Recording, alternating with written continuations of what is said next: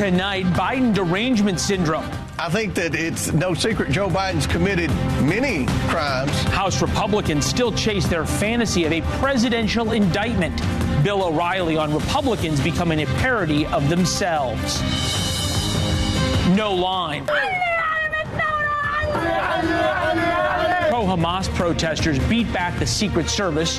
No one's arrested, no one's condemned. Will that be enough to placate the left? And technical foul. The American Olympic basketball team doesn't pick Caitlyn Clark. Is there a fair reason for passing over the most popular woman in sports this year? Welcome to the fairest show on television this Monday night. The big danger is what we begin with. The big danger ahead for Republicans. There's, of course, Trump derangement syndrome. That's where Democrats lose all sense of reality and political acumen because of Donald Trump. It's been going on now for 10 years. Now there is Biden derangement syndrome. After years of complaining about weaponized lawfare against Donald Trump, and to be fair, that's exactly what Democrats have done. We've reported on it. Now, Republicans are almost doing the exact same thing to Joe Biden. Here's House Oversight and Accountability Chair James Comer. Are you saying that we could expect a criminal referral against Joe Biden for money laundering? Is that what you just said? Well, I think that it's no secret Joe Biden's committed many crimes, and I think that you're going to see a report very soon. That report is imminent. It's been imminent now for about 3 months, maybe longer. So let's look at the facts. Joe Biden does have multi-million-dollar mansions despite only having a government salary for the last 50 years. How'd that happen? His son did make millions, if not tens of millions, selling the Biden family name. But neither of those things are illegal per se. Perhaps they should be, but they're not. And Republicans are now in search of a crime, something like you'd see in the old Soviet Union. Show me the man and I'll find you the crime. It's especially rich when you look back at all the times Republicans and conservative media complained about using the legal system against political opponents. It's clear that if you criticize the Biden administration, whether you're a Democrat or Republican, you're going to be targeted. The DOJ is also going after Eric Adams, the mayor of New York. I mean, coincidentally, when he starts speaking out about the administration's failures on illegal immigration. We're also going to look at this disparate treatment, this different standard that we see from the FBI. We've seen a glaring double standard in the enforcement of our laws by our Justice Department based on the political beliefs of their targets. There is a systemic rot and dangerous politicization in the culture and the leadership of not only the FBI, but other agencies. Bill O'Reilly is here, and by here I mean actually in studio. Host of the No Spin News, author of the coming book confronting the president's no spin assessments from Washington to Biden.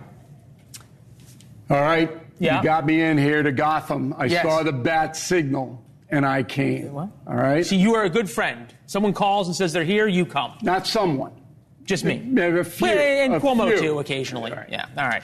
So would Republicans, just purely from a political standpoint, be better off running on the issues people care about, immigration that you started with back in the early 2000s, crime, inflation, rather than focusing on how terrible Joe Biden and the Biden crime family are?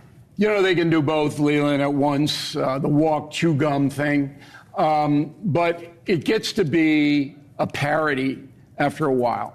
So this is the highest stakes politically in the world right now. Who's going to be the next president? They're going to do anything, both sides, and I mean anything, to win. Right. So part of the equation of Joe Biden is not only is he befuddled, but he's corrupt. And so they're going to hammer that home. Now, when I see Comer go on Maria Bartiromo and say, well, it's no secret Joe Biden's committed a lot of crimes, I say, show me.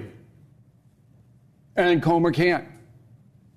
Now, if Joe Biden took money in the form of services from his brother and son, they got him. Right, but they don't yet. But they can't show that. Right. So at this point, it's all a bunch of bilge. Word of the day, B-I-L-G-E, bilge.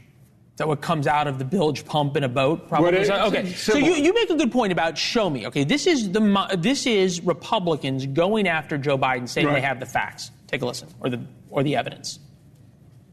For years, President Biden has lied to the American people about his knowledge of and participation in his family's corrupt business schemes. These are allegations of abuse of power, obstruction, and corruption. This is corruption at the highest level. This requires an impeachment inquiry, and I'm demanding it. Joe Biden would be on phone calls and take business meetings, and then money would come in days later. This happens over and over and over again.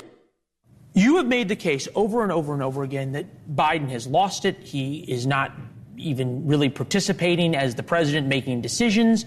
Can Republicans have it both ways? He's a drooling idiot, and he's also a criminal mastermind. Well, that happened in the past now. Remember that. I know. All right. So Biden, I don't think there's any doubt about this. He sold the vice presidency to benefit his son and brother. I don't think there's any doubt about that at all. But as you pointed out, that's not illegal. It's unethical, but it's not illegal unless he derived personal benefit from it. So if you were going to operate by the standard that Comer is operating by, you'd have to indict a Supreme Court justice. You'd have to go after multiple Supreme Court justices, right? You all of these guys, with very rare exceptions, use their jobs to amass a fortune. When you read Confronting the Presidents, one of the best examples is Gerald Ford. He's broke, all right? Working class guy from Michigan.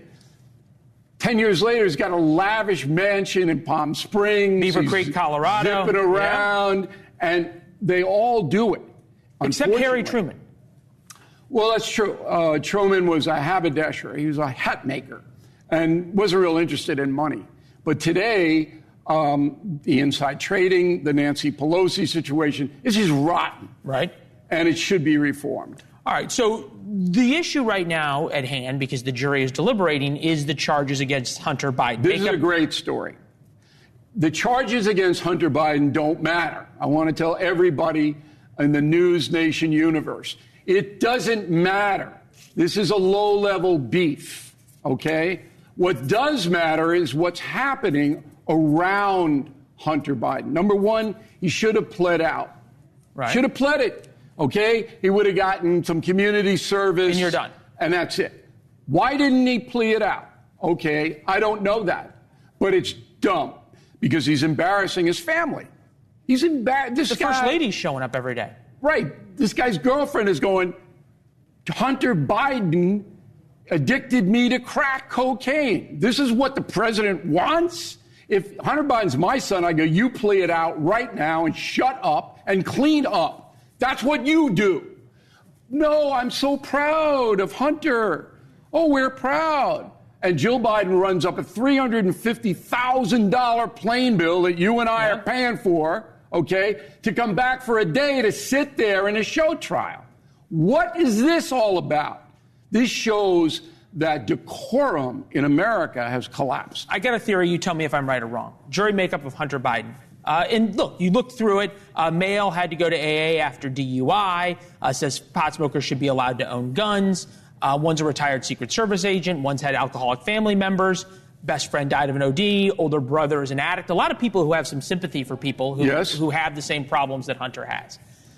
The Biden name is royalty in Delaware. Yep. They are royalty. And Jill Biden, the First Lady of the United States, shows up in court every day with her Secret Service detail. That is sending a very powerful message to these jurors. But it doesn't matter. But hold it. If he is acquitted, is that not a political home run for Democrats? No, he's guilty. Everybody in the country knows he's guilty. He bought the gun while a drug addict, period. He's acquitted. It's just like Trump. Everybody in the country knows, okay, Trump paid the hush money. Right. So what? Okay, so now you have gotten us to Donald Trump. And Donald Trump was out on the stump this weekend, could have been talking about lots of things that matter to the American people. Immigration, crime, inflation, all of those things. And yet, what does he do? He brings up a scandal from 5 years ago about when he allegedly may or may not have called American war heroes suckers and losers. No one else had brought this story up while Biden was overseas, and then he did. Take a listen. I say These people are suckers and losers. Now, think of it. Unless you're a psycho or a crazy person or a very stupid person, who would say that anyway? But who would say it to military people? You said that Republicans can walk and chew gum. Yeah. That seems to be a difficult task for the former president. See, what you don't understand, Leland, there's a lot you don't understand. And that's why I came We only have an hour. I know. That's why I came into New York City. What you don't understand is Trump takes everything personally. And one of the big stings was his chief of staff accusing him of saying that. Now, I investigated that. He didn't say it, okay? What he was doing was talking about other things, about how soldiers, ground soldiers, often get abused, okay? And they play them for suckers, and that's what he was talking about. And I had people there in the room. They don't lie to me, Leland, because if they do lie to me, I come for them. And so they don't lie. They either don't take my call, but they won't lie to me. So he didn't say it. But after D-Day and all of this stuff where Biden got some good publicity, Trump didn't like that. So Trump injects himself back into the situation. Wouldn't the best revenge for Donald Trump be winning rather than taking these stupid rabbit holes? But he doesn't think they're stupid. He thinks that emotion is going to drive him into the White House. That's what he believes. I've told him on the eye to eye many times, stay on your achievements in office. Stop the personal stuff. He will never do that. Okay. He's just trapped by emotion. That's who the man is. Has that gotten better or worse since 2016? It's gotten worse because of the trial. Interesting. Oh, he is absolutely out of his mind that he had to sit there and listen to this stuff. He is crazed. So now he's even more emotional than he was before. But he's not a dumb man. He has a method to whatever he does. His people come out in 110-degree heat in Vegas to see him. Right. No, that was crazy. That was absolutely wild. The crowd in Vegas. Right. They want that. No, they want that. That's what he. And that's what he. That's what he's giving. Since you came into the city, will you stick around for another couple minutes? Yeah, I'll stick around. All right, I may need some advice. You never know. Okay. All right. Tomorrow, the mother of Hunter Biden's 5-year-old daughter, a 7th grandchild, who President Biden still has reportedly not met. London Roberts reacts to the Hunter Biden trial tomorrow, 7 p.m. Eastern. In their infinite wisdom, women's basketball has decided Caitlyn Clark should not represent the United States at the Olympics this summer. So why does it feel like they're constantly trying to kill their golden goose? Pun intended. And over 60% of Americans want migrants here illegally to be deported. It's that simple. Not given a path to citizenship. And the news media is shocked. The disconnect that still leaves them guessing.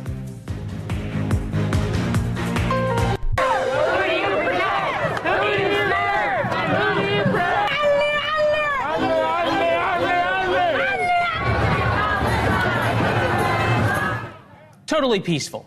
Over the weekend, a large group of pro-Hamas protesters surrounded the White House and attacked the Secret Service. Just as a refresher, they were chanting about intifadas. That's intifadas to kill Jews, an armed uprising. Freeing Palestine means wiping out Israel. Chanting about going back to 1948 means a Middle East without a Jewish state. They also assaulted at least 2 park rangers and vandalized the statues around Lafayette Park. So far, no arrests. That's not because no crimes were committed. That's because clearly police were ordered not to arrest people. But there have been arrests in the case of 3 kids who drove their electric scooters across a pride mural in Washington state. You can see how badly the mural was damaged right there. Seriously. Police in Spokane, Washington have charged 3 people with felonies for driving electric scooters over the pride mural. Evidently, disrespecting a pride mural is a hate crime in Washington state. Never mind the First Amendment of protesting, but who knows? So here's the standard, perhaps. Support terrorists and beat up cops, no arrests. Drive electric scooters on a pride mural, and felony charges are coming. Back now with Bill O'Reilly. You don't look surprised. Well, Muriel Bowser, the mayor of Washington, D.C., is never This is Washington State, Spokane. No, I know that. Yeah. But the Lafayette Park is Washington, D.C., so we start there. She's never going to arrest anybody. I mean, on the left, ever. I mean, she's just boom. And the D.C. police are afraid of her and the city council. Now, in the mural thing, I think those guys should have been arrested for doing that, but not felonized, misdemeanor, okay? But here's what I'm worried about, because we always want to advance the story on NewsNation. We never want to react to the story. We always want to advance the story. I'm trying to teach you something here. These anarchists causing the trouble in D.C., okay, are going to show up in Chicago in August. They're going to wreak havoc in Chicago. Chicago police are undermanned. Chicago mayor is worse than Muriel Bowser.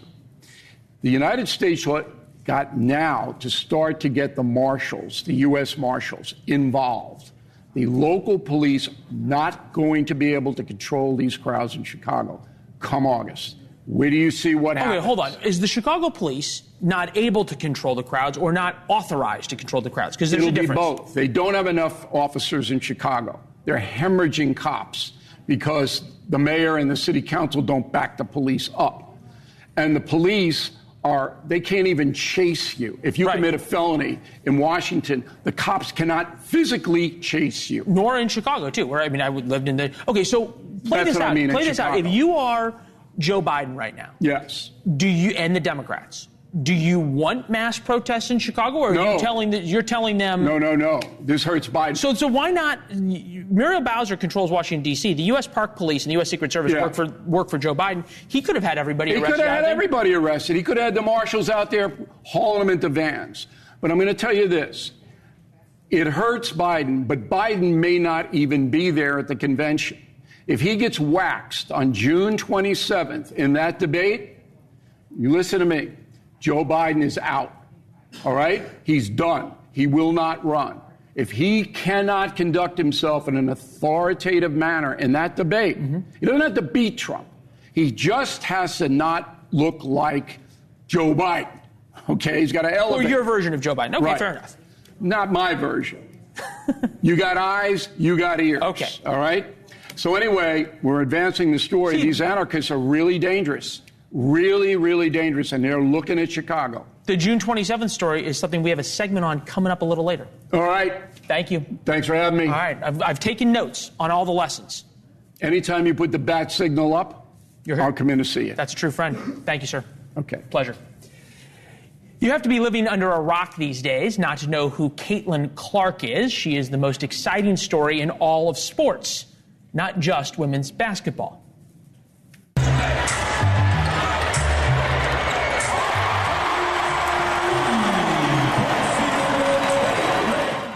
But when presented with a golden opportunity to get America excited about the Summer Olympics, Team USA snubbed her.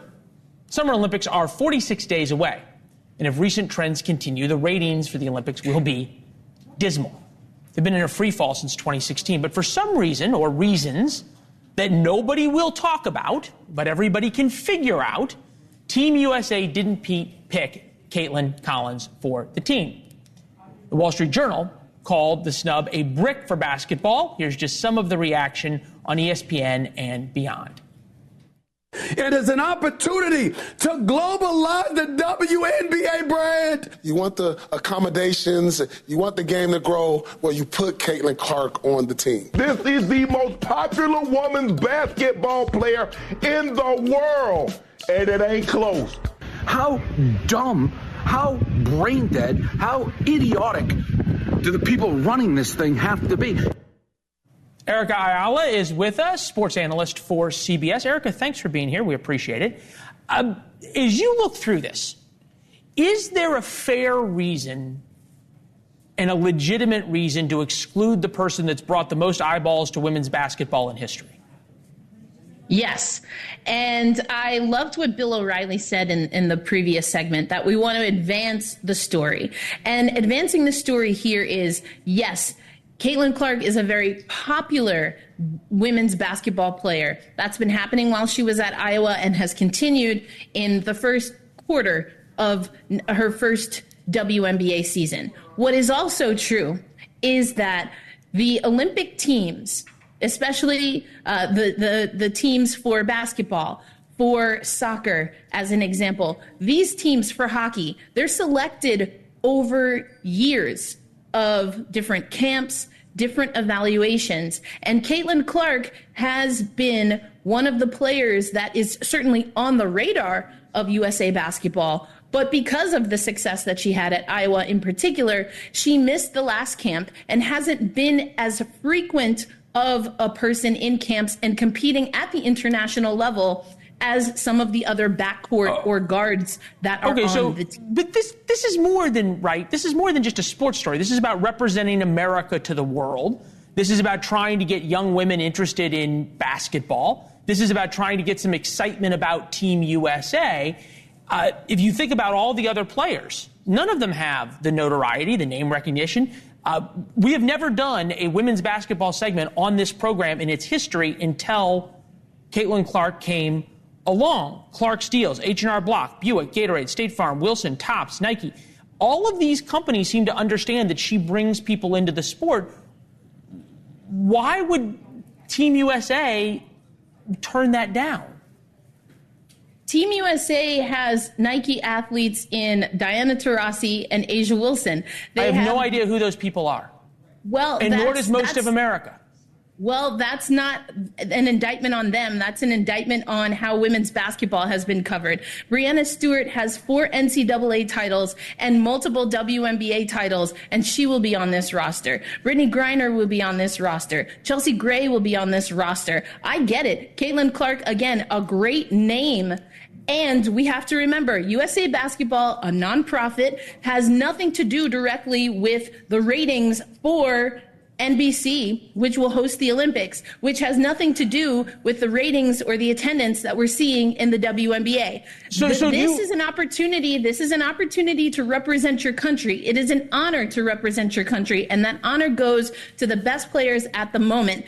At this moment, Caitlyn Clark is not one of the top guards in the U.S. That's a fair argument that she's not, and I don't know anything about basketball. The points per game, she's 14th in the WNBA. Assists, she's 4th.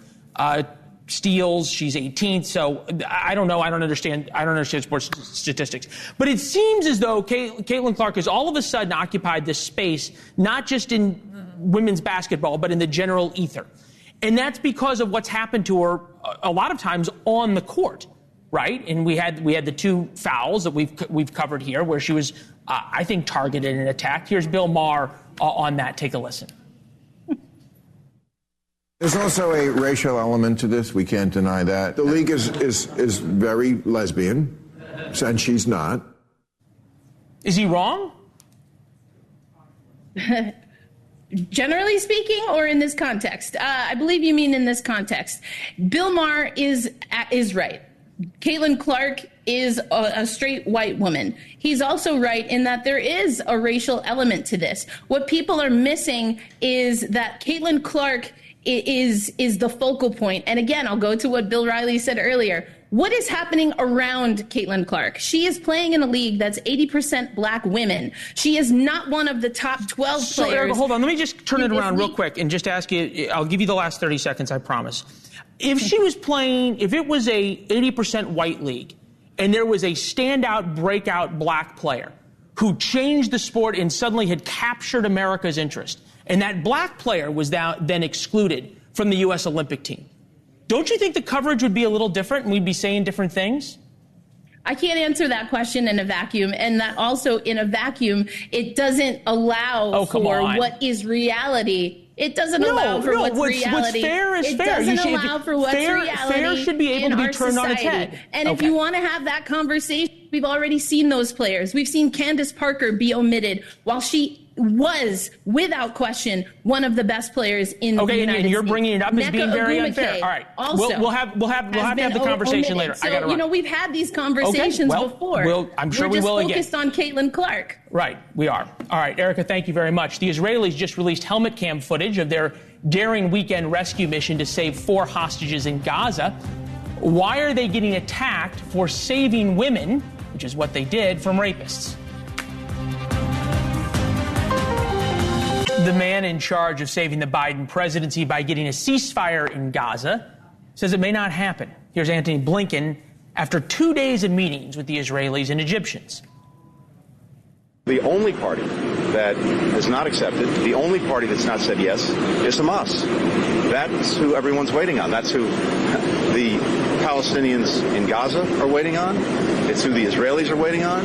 It's who the hostages and the hostage families are waiting on. The most effective way to get everyone home, including the American hostages, is through this proposal. It's been 10 days since Joe Biden called an emergency press conference. It wasn't really a press conference, it was a press statement with his plan to free the hostages. So far, both the Israelis and Hamas are basically ignoring him. Over the weekend, the Israelis rescued 4 hostages. They just released the helmet cam of their special operations team in Gaza.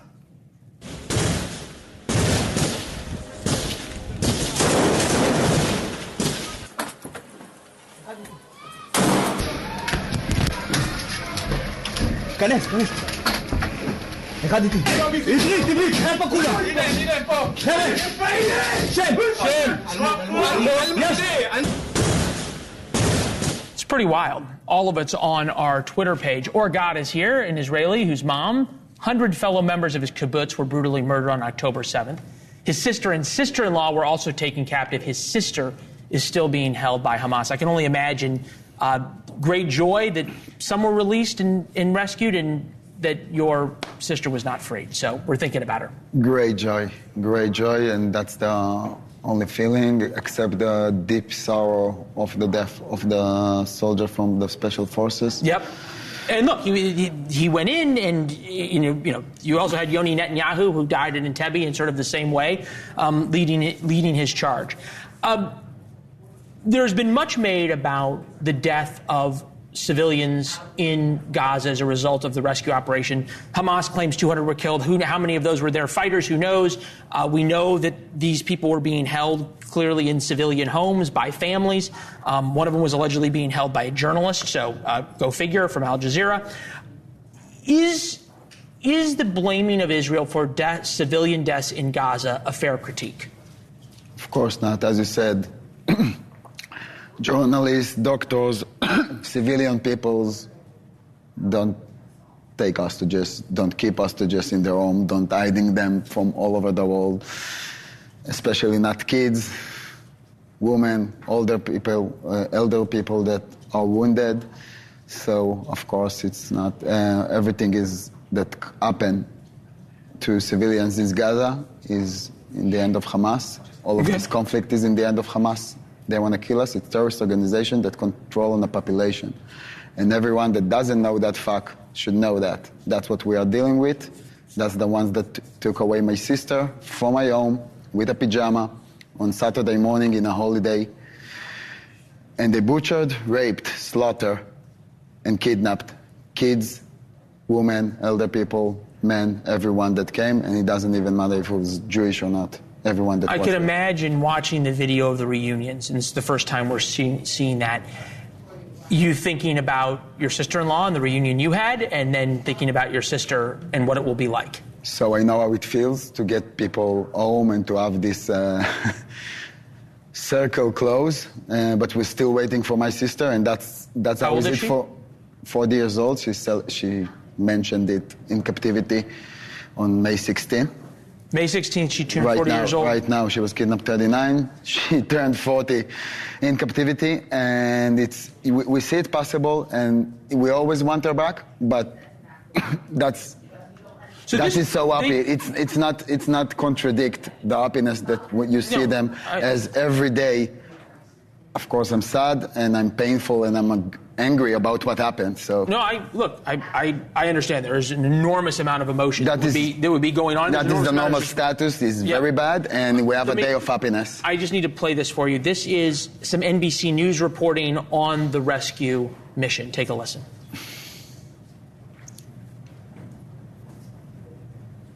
We hear these headlines that, 4 hostages rescued and 270 Palestinian civilians killed. And we need to start to look at that word civilians. And obviously war is ugly, but when in the case of this instance, when the hostages were being held by a Palestinian journalist, a civilian, and a Palestinian doctor, a civilian, these are not civilians. These are Hamas ambassadors. So that was MSNBC calling out their own people. There was also this NBC News clip about the hostage rescue. Take a listen. All right, we can't do it. It says, still there are concerns that Saturday's rescue may hurt efforts to reach a ceasefire and free the incoming hostages. The statement right now from the Secretary of State of the United States is that Hamas is the one holding a deal to free your sister. That's the information that I have. All right. This would be the question. Is putting pressure on Israel and the continued condemnation of Israel by the United States helping or hurting getting your sister home? I don't know how much they are condemning, and I don't know what exactly has happened, as I'm not a politician. I know what's happening with the negotiation. I know what's happening inside Gaza for my friend, and I know the status in Israel right now. So everything that's stopping the IDF from fighting terror and bringing back the hostages is bad for us. And of course, we need to get. We know the price of ceasefire to get the hostages back, and we need to do it in the best term for us to save Israel, and that we can keep living with the hostages back. One would imagine more support from the United States helps you get better terms than pressure from the United States. I think everything should be conditioned. Any step that the United States is doing and other countries around the world should be conditioned with the hostages. Everything, if it's humanitarian aid or any stop. So far that hasn't happened. Hamas has had to give up nothing. And you have the dock in Gaza, and the U.S. administration done and doing lots and lots of things to help Israel. And they should, everything they're doing beside that should take the hostages as the most important thing that everybody will see it, and it will happen the fastest way. Put the dock in, no hostages released. Or, thank you very much. We're thinking about your sister. We're waiting for Hamas, and there is worldwide agreed that the hostages should get home. Thank you very much. Thank you very much. 60% of Americans want all illegal immigrants deported. Why is that so difficult for the world to understand? The migrant crisis here is just sad. Really is. You see it on literally every street block. Kids selling candy on the subway to survive. Families, whole families on corners begging for food or money.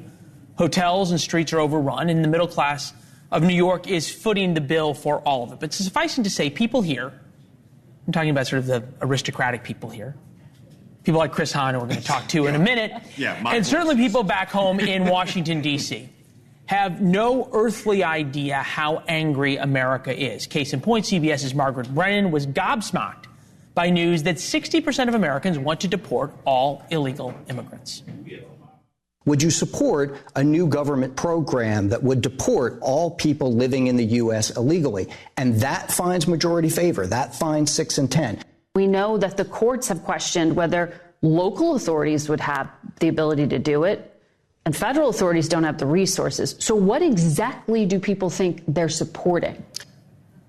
People might actually think they're supporting kicking everyone who is not here legally out, which is what the question was. That was Margaret Brennan. We have people here who are perhaps a little bit smarter at understanding the American populace than Margaret Brennan. Lauren Wright, associate research scholar and lecturer at Princeton University. Chris Hahn, NewsNation political contributor, host of the Aggressive Progressive podcast. You've got lots to say. Hold on for a second. Is it possible that that's actually what people support, is 62% of Americans want people who are here illegally gone? Yes, and it's also possible they just look at the border footage and they look at the footage like you just cited in New York and said, whatever this is, I don't want that. It doesn't have to be that complicated. People understand this on a very basic level. And the unfortunate part is the crisis is so bad and the policies are so inconsistent that for the first time in 10 years, we've seen the least support for legal immigration. We've seen that number go down. We've seen the number go down of people that think people are here for a good, relatable reason go down to the lowest level since 2013. And so it's really having an impact on a much larger scale than even what you just said, Leland. I could see Americans answering that question that way, but I could also see Americans flip-flopping when you start rounding people up and sending them across the border. And they did. Right, and that's what would happen. So I think if you ask Americans, do you want people to be here illegally, you're going to get an answer, 60, maybe even more, that say, no, of course not. If people are coming here illegally, they shouldn't be here, they should be sent home, until you start actually sending them home. Until they start realizing who some of those immigrants are. There is a visceral anger within America, right? The idea of rounding people up and deporting them is not really an American concept. Totally not. If you go back to the 1990s and polled that, I don't think you'd get that. There's an anger, and I'm wondering, Chris, if you think Democrats understand. Swing state voters, who do you trust more to handle the issues? Trump 54-34 on the economy, Trump 52-32 immigration and border security. Biden wins on abortion, no surprise. Mental and physical fitness needed to be president, 48-28. But then you put in where we are in terms of where people are voting, and it's neck and neck, right? It's 46, 45, 47, whatever it is. Slips back and forth. Do Democrats realize how lucky they are to be running against Donald Trump? Yeah, 100%. 100%. You don't think people realize how bad of a candidate? This guy was talking about sharks in Nevada. Yes, he was. Sharks in Nevada. Talking about boats sinking because they're too heavy, because they have a battery. Boats can carry cars and planes and other things, but we haven't figured out how to put a battery in it. Yes. He's not talking about cannibalism. Yeah. I don't think your guy's doing a lot better. Whatever. I mean, Biden has some weird stories of his own. Yeah, he does. But what was the whole thing about, like, you're losing when you're talking to a guy who has a uncle who got eaten by a cannibal? There was a senator who got caught on a hot mic scene. No, but I think this is a real point, Chris, which is there's basically the only thing that's saving this, and Lauren, you've studied this, right? The only thing that's saving Democrats from an absolute landslide here is Trump's mean tweets. Is that an accurate statement? And his 2 impeachments and perhaps the legal cases and all the really divisive personal stuff that he slept Bill O'Reilly was just talking about it. Yes, the personal stuff, January 6th, which is not a personal issue. Yes, all of the Trump-specific things are what hurts him. What Dr. Wright will tell you, and probably tells all of her students, that when you're running for re-election, you want it to be a choice, not a referendum. There's no way this election's not a choice. And the American people remember the drama that came with Donald Trump, and they want nothing to do with it. No, the drama's looking pretty good right now for a lot of people. Right, but here's the question.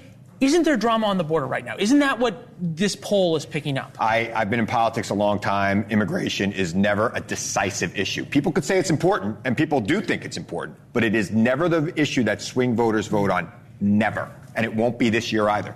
Well, you see, now we have tape that we can mark. Mark it. Good to see Biden easily, unless he falls down during the debate.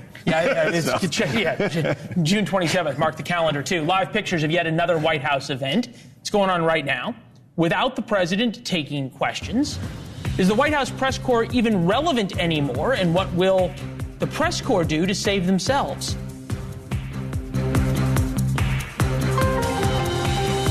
Live pictures of the White House Juneteenth celebration. More pictures the White House probably doesn't like of everyone dancing and President Biden literally just standing there. The official White House schedule says the president will give remarks but not take questions from the press. It will mark more than a week since the president talked to reporters. This is the same man who promised the most transparent administration in history. But this isn't really about Mr. Biden. This is about the White House press corps that is about to turn on him. The White House press corps exists for access to ask questions as he goes to and from Marine One, for interviews, for press conferences. The Biden administration has completely cut off access to the president for the White House press corps. Nobody can remember his last press conference. Steve Krakauer, NewsNation media contributor, executive producer of The Megyn Kelly Show on Sirius XM, author of Uncovered, is with us now. Steve, you think about missed press opportunities, no press conference when the president was overseas, which is tradition. Didn't talk to the press, Paris departure, Normandy arrival, greetings to the veterans, remarks at the D-Day anniversary, Leith Rain, the D-Day anniversary international ceremony, the Normandy departure, the Pointe du Hoc speech, or the state dinner, and then all the way back to the United States. At what point does the White House press corps become irrelevant covering a man that won't talk to him? Well, in many ways, we're already there a little bit, right? This has been going on for the entirety of the administration. You mentioned, when was the last press conference? We're talking about months, if not years ago at this point. And so what you are going to get, though, is I think that if there really is starting to be panic among the sort of corporate media establishment that's part of the larger establishment, that Joe Biden is not up for the task of beating Donald Trump in 2024, that's when you start to get the stories that are starting to get leaked out right now. The New York Times yesterday about the tall tales that President Biden says. So I think right now they're quiet. That's a real black eye for them. But if it really starts to go down that path, I could see that we start to get a little bit more, just a little bit more action from the White House press corps. Right, and that at some point, the White House press corps can't survive unless they get access. Their survival is probably more important to them than Joe Biden, so they start to make noise about access. You made a good point in terms of whether there's more to this about pressuring Joe Biden. Nate Silver, Biden just hit a new all-time low, 37.4% at 5:38 yesterday. That's Silver's website. Dropping out would be a big risk, but there is some threshold below which continuing to run is a bigger risk. But you had two things happen, right? You had the New York Times story about the tall tales, and then you had Politico running the thing about how Joe Biden's getting on the campaign trail to go reassure Democrats. I'm not sure how reassuring these pictures are, but to reassure Democrats, which is Politico's now saying, oh, well, I guess our phone calls won't get returned. Here's a kiss and make up story. That's the thing, right? It's one thing to not hold a press conference, to not be able to handle the give and take with the press. Can he even run campaign events? That's what apparently Politico says he is going to start to do. We haven't seen much of that at all. I mean, they're going to basically rely on people like Bob De Niro to be the part of the campaign these days rather than Joe Biden himself. So that's a big red flag there. But look, it's not really just about the access. The press, they have access. They talk to people. They are holding back. They're holding back their fire. And people like Nate Silver are ringing the alarm that I think it's just the beginning of what might be happening. It's kind of interesting, right? I mean, Nate Silver, of all people, he's sort of America's intellectual elite's favorite pollster. Yeah, used to be until, frankly, he kind of said that Donald Trump was coming in 2016. People kind of turned on him a little bit. And I think he actually has been leading this charge going back in February. He actually wrote a piece back in November saying that the numbers are bad. You need to believe the polls. Donald Trump is going to win this thing. And he's not saying it as a Donald Trump fan, but he's saying that the media is running cover. They're not covering the story in the way that they need to be. Even if you're, say, a fan of Joe Biden and the Democrats, you need to be saying that there needs to be a massive change, whether that's at the convention, a little bit before, a little bit after. The press is just starting to, we're just starting to get this kind of flow coming. I mean, if you're really a conspiracy theorist, right, June 27th is a couple weeks away, so we've got the ramp up to that for the coverage. All right, great seeing you as always, Steve. Thank you very much. Thanks. Busy week here. Warnotes.com to follow it all. Here's Chris.